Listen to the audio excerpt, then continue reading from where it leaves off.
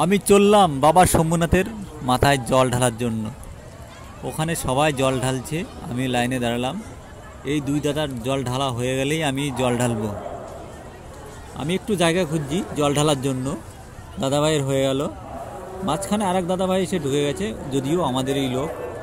আমি আবার জল ঢালছি বাবা শম্ভুনাথের। দেখো বাবা শম্ভুনাথের দর্শন করো, আর কমেন্টে লেখো জয় বাবা শম্ভুনাথ। শম্ভুনাথের মাথায় জল ঢালার পরে আমি একটু কটা ফুল বাতাসা ছড়িয়ে দিলাম। দেওয়ার পরে বাবার ওখান থেকে আশীর্বাদ নিলাম। নেওয়ার পরে পায়ে হাত দিয়ে প্রণাম করলাম।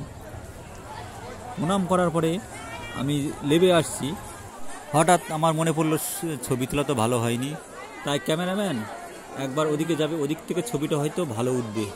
একবার ওদিকে যাও, আমার ছবি তুলে দেবে বাবার মাথায় জল ঢালার ছবিটা। হ্যাঁ, আমি জল ঢালা অ্যাক্টিং করছি, তুমি ছবিটা তোলো। হ্যাঁ, উঠেছে।